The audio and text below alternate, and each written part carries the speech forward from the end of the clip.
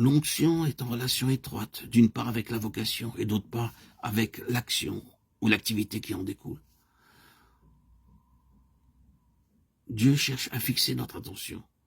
Tout d'abord, sans sortir des généralités, il y a une chose qui nous paraît claire, c'est que le dessein de Dieu a des aspects infinis et offre à notre action presque autant de possibilités différentes qu'il y a de croyants pour le réaliser.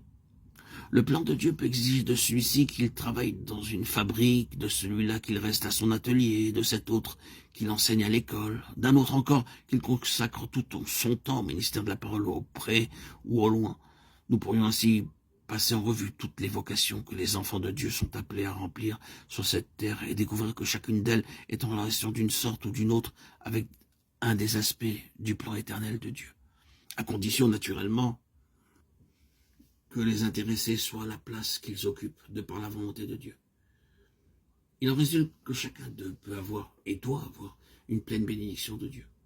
S'il est à sa place dans une école, dans une usine ou dans un ménage, à cet égard-là, celui qui travaille dans ce qu'on est convenu d'appeler le ministère n'est pas plus favorisé que les autres. L'onction, bien aimée, peut aller à la cuisine, à la ferme, n'importe où, pourvu que ce soit Dieu qui nous ait appelés à la place où nous sommes. L'onction n'est pas moins indispensable là que dans n'importe quelle autre situation. N'est-il pas réconfortant de savoir que quelle que soit la tâche qui nous est dévolue dans la maison de Dieu, il y a une onction qui nous est assurée pour cette tâche-là. La parole de Dieu fait ressortir la chose très clairement. Instituteur, ouvrier, domestique, c'est précisément cette diversité dans l'onction divine qui fait de la maison de Dieu un ensemble complet et coordonne le fonctionnement de ces différents ministères.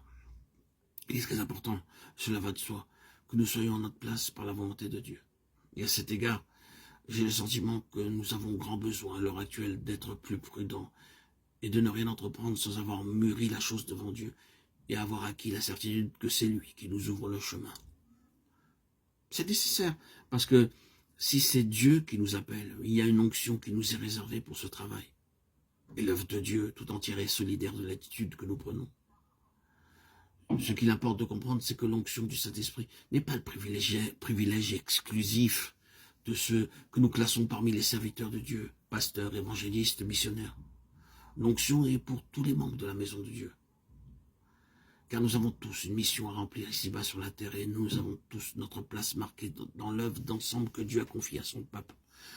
L'onction du Saint-Esprit est non seulement possible, mais elle est nécessaire. Elle est pour chacun. Elle est indispensable à l'accomplissement de notre vocation. Car quelle que soit la part que Dieu nous ait faite en matière de vocation terrestre, il y a une vocation céleste distincte pour chacun de nous. Cachée sous les dehors quelconque d'un travail sans apparence, il y a quelque chose qui est de Dieu dans notre vocation terrestre, quelle qu'elle soit, pourvu naturellement que nous ayons laissé Dieu nous choisir notre lot